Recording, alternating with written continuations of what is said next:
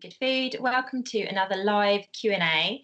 I'm going to be joined today by Esther from the cookery team, and we're going to be answering all your questions about baking for the next half an hour. So if you've got any questions for us, then let us know, just comment below and we'll do our best to answer them for you. I think Esther's going to join us in a minute. But yeah, just start dropping your questions in for us, guys. We're focusing on baking today, but if you have any other cooking related questions, we'd be more than happy to answer them if we can. Let us know what you've been cooking. Let us know where in the world you're joining us from. It'd be lovely to know where you all are. So I think Esther is going to be here in a minute, but I'll start answering some questions.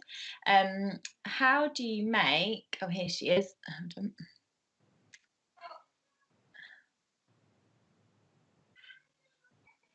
Are you there, Esther? Hi. I'm finally, sorry.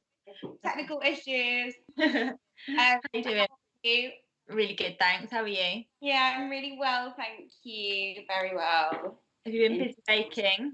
I have. I was actually thinking I might make some brownies later. I got some peanut butter sent to me very kindly. Something like peanut butter swirl brownies. I think it's kind of good in this situation, isn't it? Every few days to bake something. Bake, yeah. I know you've been baking a lot. Yeah, I know you've been baking a lot of bread. Saw your loaves this morning. They look lovely. That was yeah. I made some sourdough this morning. So I do that once a week, like a 2-loaf batch once a week. Put one in the freezer for later in the week, and that's just a nice kind of rhythm I've gotten into. Yeah. How do you find the sourdough stores in the freezer? Is it okay? I haven't put one in the freezer yet. And yeah, it's totally fine. I mean, I usually just slice it and freeze it, and then can use it for toast, or it frosts really well. So yeah, it works really well. Oh, just try that later. Yeah, we've got quite a few coming through. So first up, how do you make self-raising flour if it's unavailable? So you can use plain flour and just add some baking powder. I use a ratio of 1 teaspoon of baking powder to every 100 grams of plain flour. So that's 5 grams of baking powder to every 100 grams of flour. And yeah, you can use that as your own self-raising. What else have we got coming through? What is a simple syrup? So just a simple sugar syrup is equal quantities of water and sugar. Is that right, Kathy? Yeah. And then you just boil it down until you've got a syrupy consistency and leave it to cool. You can add it to things. I know that lots of people brush their sponge cakes with it and use that as a simple syrup. You can flavour it. You could do like an elderflower syrup or a rosewater syrup, an orange syrup if you wanted to pop those on your cakes. That's really nice. I think people do that quite a lot with chocolate cake, don't they? They brush it with an orange syrup, which is really nice. It keeps it really moist. Yeah, it's quite a nice cake or a big celebration cake. Quite often they take a long time to cook, so they can dry out a little bit around the outside. So it's a nice tip to use a sugar syrup with something like that because it keeps it nice and moist. Really nice, yeah. Okay, what's your favourite go-to bake? Oh, that's such a hard question. You go first. It's really hard. I think probably brownies. We've just been talking about brownies, haven't we? And I just love a brownie. They're so easy. We've got so many recipes on the website. But this week I actually have been developing a flourless 5-ingredient brownie because we're looking for like a really simple brownie recipe for the website. So I've developed it this week and I'm really impressed with it actually. I'm quite pleased with myself. They're not really squidgy and gooey in the middle. It's almost like a flourless chocolate cake, but like really dense, squidgy, gooey brownie. They're really good. So that recipe. Ingredient. Yeah, 5 ingredients. Yeah, so they've got ground almonds in them instead of the flour, and then just chocolate, butter, sugar, and eggs. And yeah, they are killer brownies. So I'm excited about that one. How about you? What's your go-to bake? I really like blondies as well as a brownie. So I mean, just like any kind of just classic blondie, the white chocolate. If you don't know what a blondie is, it's basically similar to a brownie, but you mix the melted white chocolate through it instead of milk chocolate or dark chocolate. So yeah, really nice. That's like any kind of tray bake. Yeah, I love tray bake. Yeah, anything you can just cut into squares. But yeah, the good thing about a brownie or a blondie is they are just good for any occasion. They're good for the biscuit tin. You could just keep them at home and like snack on them now and again, but they're also really good for like a celebration. You can pile them up with candles, and everyone loves them. They're so easy. Yeah. I also do love a lemon drizzle though. You can't beat a lemon drizzle cake. This has to be in category size. Like you can't just ask us what bake is. As like favourite biscuit, favourite sponge cake. Because I also really love Victoria sponge with like whipped cream. Me too. Definitely a whipped cream girl. Oh, carrot cake. Carrot cake is great. You have carrot cake on the website. I love that. Carrot cake. So I love your. Well, I was actually looking through some of your baking recipes earlier, and I actually love you do like these like cookie pretzel bars. I might make those. I really like those. And you do really nice cookies with pretzels. Is that you? Like cookies with pretzels and blueberries. Yeah, that's a really nice cookie. Anyway, we are going off on a tangent here. Okay. Why didn't my cake rise? There's multiple reasons for that, isn't there? Yeah. A few things that come to mind is, firstly, if you're baking a cake, you need to put it in the oven straight away because that kind of baking agent needs to react as soon as it goes in the oven. Your oven needs to be at the right temperature. You might have some oven spring in your temperature, in your oven spring in your oven, so it might be popping on one side and not rising on the other. That's quite a common factor. Your flour might be old. If it's out of date, it won't rise. What are the other factors, Cassie? There are quite a few, aren't there? Yeah, so I think definitely check that your raising agent is in date. So if you're using self-raising flour or baking powder bicarb, make sure that it's in date because it will make a big difference. If it's out of date, then it won't rise. It depends what kind of cake it is. If it's like a Victoria sponge, it's probably the raising agent. If it's something like a genoise, where you have to whip up the egg whites or the eggs, it could be that you haven't beat the mixture for long enough. Make sure the oven is preheated so it's nice and hot when the cake goes in. Make sure that you're using the right size tin. If you're using a really big tin, then maybe the heat's not getting in there enough. Yeah, there's lots of different factors. Let us know what kind of cake it is and maybe we can be more specific. Saying, would it be that there's too much baking powder that causes a cake to sink? So sometimes if you have too much, if it's sinking, that's a different thing. If it's not rising, it's the raising agent not working at all. If it's sinking, it could either be it's undercooked or it may have too much raising agent, so it can rise really quickly, but then the eggs or the cake mixture isn't cooking and setting to hold the structure, so it collapses on itself. So two different things. Look, I'm learning things. It's great. It's science, isn't it? It really is. Do you have a good vegan chocolate cake recipe? I think we do. Juliet Sear has just written an amazing one for us, and we've done it in a tray bake. So I think it's called Vegan Party Cake on the website, and it is delicious. You wouldn't know, and we've tested it as a gluten-free version as well. So if you're gluten-free, it works perfectly that way as well. Great free cake. Me too. It's squishy. It's great. Isn't it, like that American chocolate cake?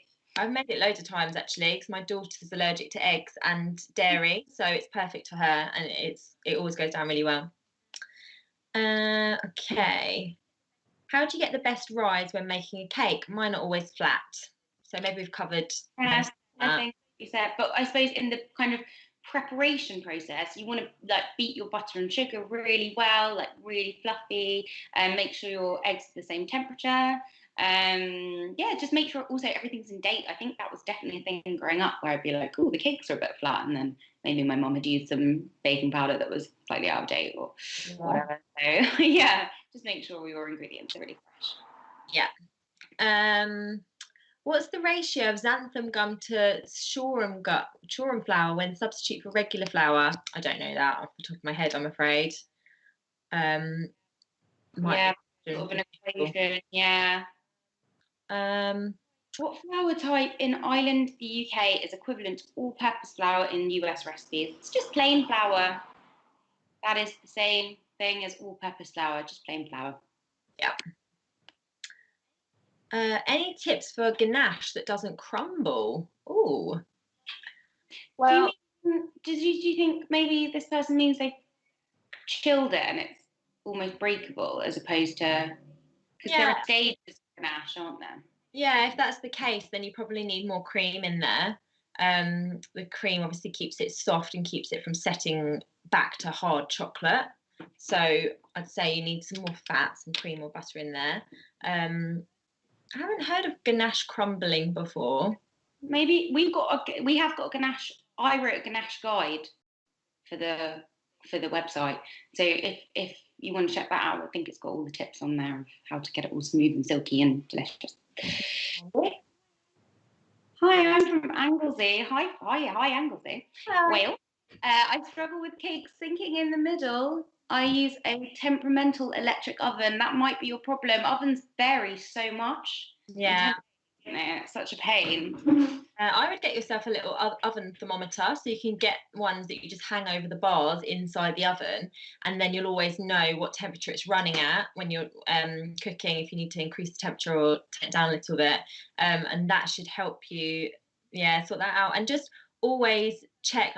Never go by the timings on any recipe, really, because there are so many factors to making it to be undercooked in the middle. So when you're checking a cake cooked, I would always first pull it out, give the tin a little shake just to make sure it's set and risen. If it is, then stick a skewer into the center. It should come out nice and clean. If it's got any wet cake mixture on it, then pop it back in for another 5 to 10 minutes, depending how wet it looks, and then check again. So I wouldn't go by the timings on a recipe always, because you never know how well your oven is working.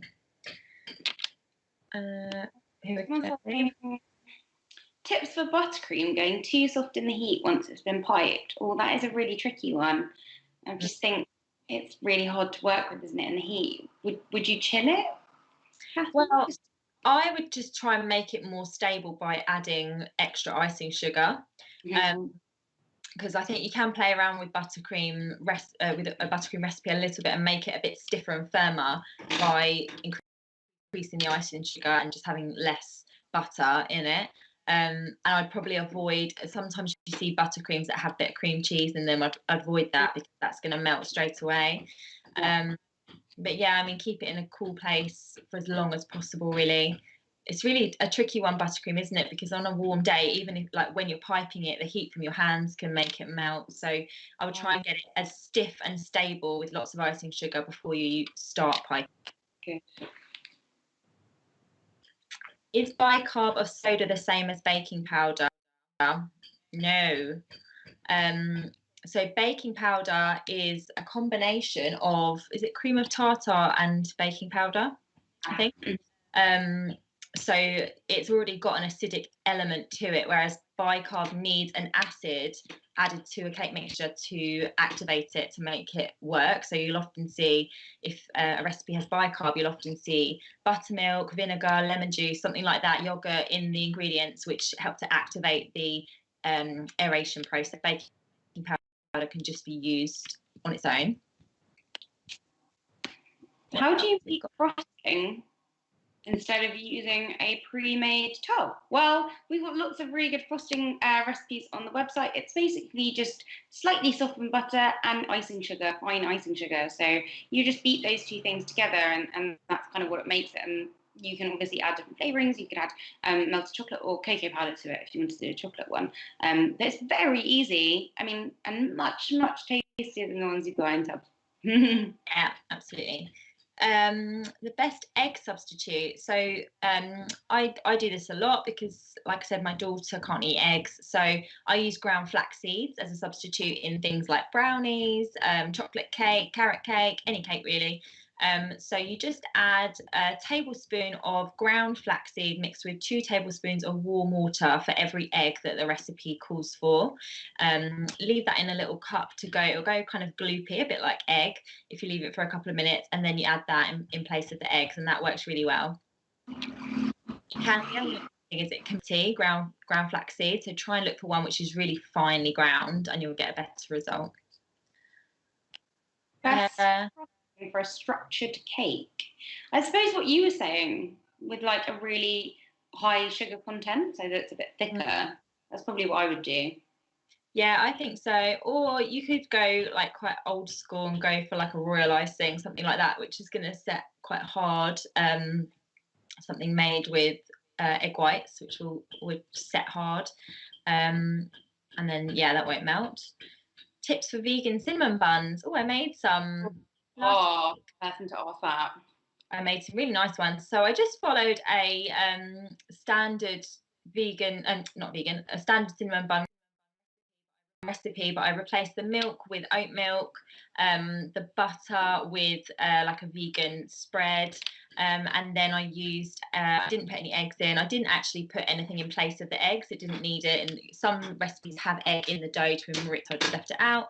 And I did like a cream cheese frosting for the top and just used a cream cheese, vegan cream cheese alternative, and they were delicious. They went really well. Did you put anything else on top of them? Did they have like honey on them, or do you put I cinnamon? put maple syrup over at the end. So I mixed the cream cheese with icing sugar, spread that on, and I just did a little drizzle of maple syrup to make them extra sticky and gooey.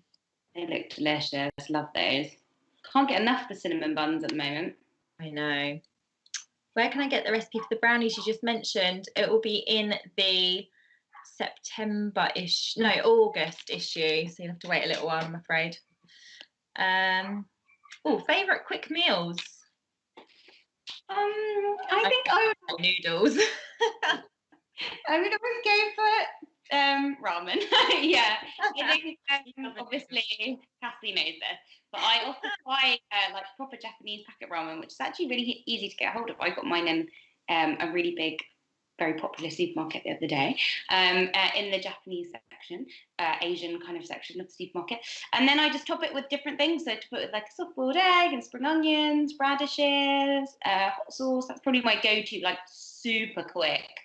Like I'm being a cheat recipe. But if I did, if you can call that recipe, but I do often just do really quick pastas. So probably my go-to pasta at the moment is just, I probably say this quite a lot, but just a kind of a layer of olive oil in your pan, just chuck in a garlic clove and fry that for a few minutes, and then just leave it to kind of sit in the oil to kind of infuse whilst you cook your spaghetti.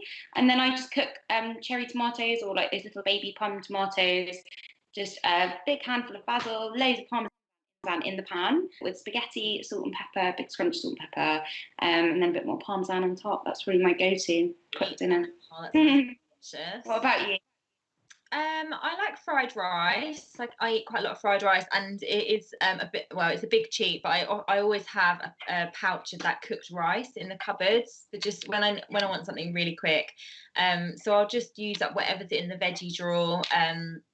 Fry it off with some rice and ginger and garlic, a bit of 5-spice powder, a bit of soy sauce, sesame oil, and then same as you, I'll either top it with an egg, a fried egg, or I'll scramble some egg through the rice, like fried rice. So yeah, I have that quite a lot. Or yeah, pasta I love, and things on toast. Like sometimes if I've just got like some tomatoes that are going a bit squishy, I'll just cook them down with a bit of garlic and have them on toast, or like some chickpeas, chuck some chickpeas in there, mushrooms on toast. Like cream cheese in the fridge. Do you like mushrooms and spinach? Yeah. And Mm. Oh, I like that question. Yeah. How do you make a pavlova that is crunchy on the outside but marshmallowy in the centre? Wow, pavlovas, haven't we? What's your trick to that? I think it, because we were talking about meringue and pavlovas with Barney the other day, and he was like saying that the main difference in a pavlova is that you add an acid, so you add like a teaspoon of vinegar. Do you add anything else to that? Corn flour? Corn flour. I add a splash of white wine vinegar and a teaspoon of corn flour, and I find that gives you a nice marshmallowy middle. Yeah, I mean, I like mine really chewy actually, as opposed to like, because you get it super thick and marshmallowy sometimes. I just cook mine. Oh, do you? You like chewy? Oh, I love it. Chewy. It's your teeth. I don't like that. I like the cream almost like melds into the Oh, sorry, that was my mum calling me. When the cream like melds into the marshmallowy meringue, that's just delicious. Oh, I love pavlova. That's definitely my two summer dessert. Favourite summer dessert, definitely.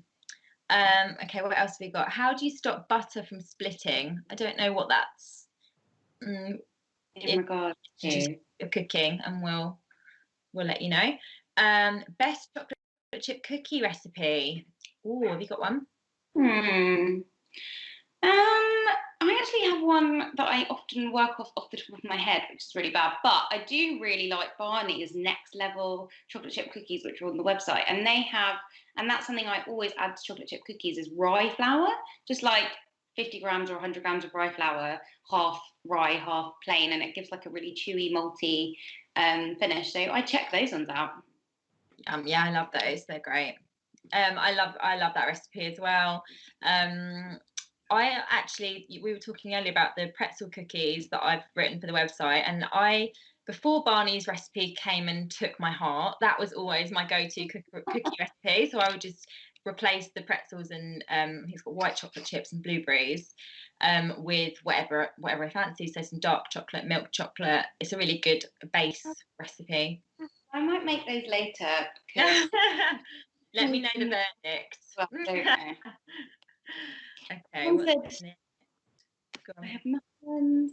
Do you have a simple bread roll recipe? We do. We've got lovely, easy white bread on the website that you can make into a loaf or you can make into rolls. So check that out. I can't think of the recipe off the top of my head, but I know that we've got a foolproof roll recipe that Barney just wrote. So do check that out. Okay, I made muffins following the recipe, but they're not as light and airy as the ones you can buy. Why is this? Well, I think, like I said earlier about just beating everything together really well, I'm going to say that a lot of those shop bought ones use oil instead of butter. So they don't have butter in them, and oil gives quite a different textured muffin. I years ago worked at a cafe as a cook, and we always used to make muffins with oil. So, and they are slightly different. They do have quite a light texture, but I really like the buttery ones because the flavour is slightly nicer. I like that kind of slightly like buttery, delicious caramelized flavour. But yeah, just make sure you beat your butter really well with your sugar. Yeah. Do half and half, like butter for flavour and oil for texture, because the oil definitely does give you a more commercial, like soft, squidgy, kind of airy texture. Also with muffins, you're not supposed to over mix it once you've got the flour in. So they can be quite dense if you over mix them. You literally want to, once you add the flour, a couple of folds until there's no more floury streaks, and then bake them. Otherwise they can be a bit dense. Liberty says, did you plan to wear the same outfit? Totally. What do you do with gooseberries from the allotment? Actually, we had gooseberries on an allotment. Bush in my back garden. Lucky you. Not the most amazing thing. I was socially distancing with a colleague the other day, Anna, and she was sort of telling me a really serious story, and I was like, just got to stop you there. I just want to show you my gooseberry bush. And she was like, I'm going to tell you something really serious. Well, talking of pavlovas, I often just stew them, and then I whip the shop bought tubs of custard through cream and do like a gooseberry and custard pavlova. That's something I do quite a lot. What else? Oh, like I made once as a gooseberry queen of puddings. You know, you have like custardy, breadcrumby, cakey bottom, and then a layer of stewed sweet gooseberry or soury gooseberries, and then the meringue topping. That's a really nice one. Or they pair really well with elderflower, don't they? I think anything that's kind of in season together goes really nicely together. So you can make a nice trifle. Gooseberry and elderflower trifle would be delicious.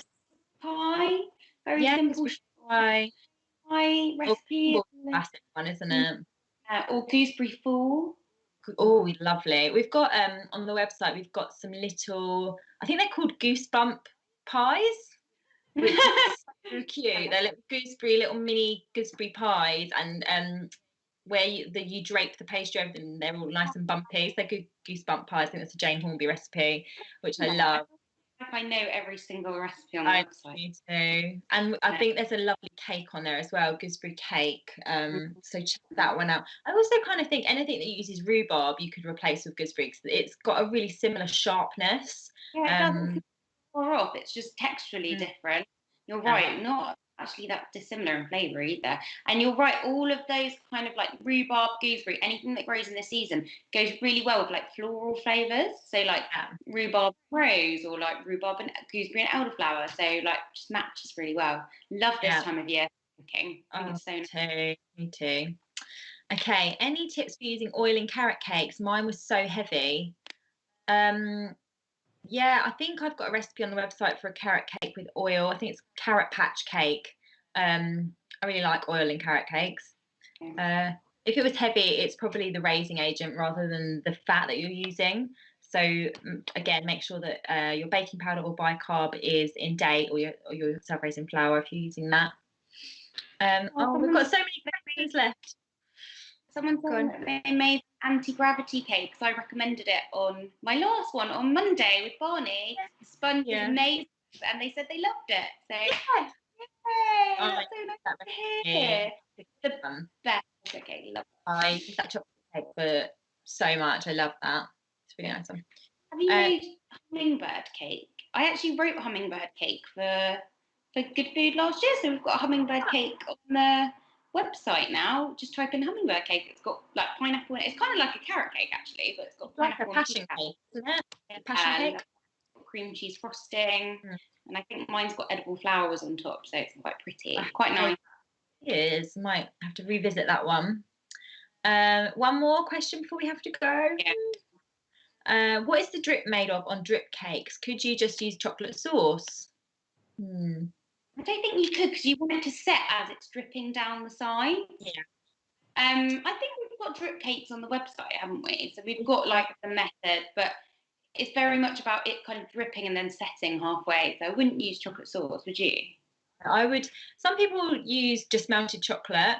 I like to use quite a high percentage of chocolate ganache, so chocolate mixed with a bit of cream, so that it doesn't set completely hard, and it's still nice to cut, and it just has a nice creamy texture when you're eating it with the rest of the cake.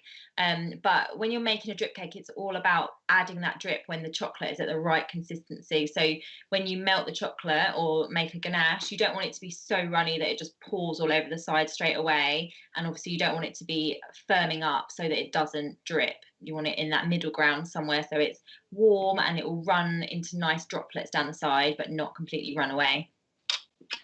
We got recipe for the hummingbird cake. It's on bbcgoodfood.com. All of these recipes that we talked about are on bbcgoodfood.com. Right. I think so we've got to go. Love seeing you every week. I talk about baking every day with you. Nice one. Well, guys, if you haven't checked out our Facebook group, BBC Good Food Together, it's a community of people all sharing what they've been making and asking any questions they've had. We're both on it. We love it. So check that out. Hi. Also, we have been fundraising at BBC Good Food. So we've started a campaign called Bake Because You Can. If you're not interested in doing these running campaigns that are out there, then this is for you. So bake something, tag us with Bake Because You Can, and nominate 3 friends to do the same, and then donate at bbcgoodfood.com/donate to children in need. And yeah, get involved if you can. And do post all your photos on Instagram with the hashtag Stay Safe Get Cooking. It was really nice to see you, Kathy. Love you, Esther. Thanks for again. I'm back tomorrow actually, chatting about what am I talking about tomorrow? Easy dinners, I think. So if you're around at 3 tomorrow, come and say hi. And I'm done for the week, but I'll be back next week, I'm sure, with you. Bye. Okay, bye.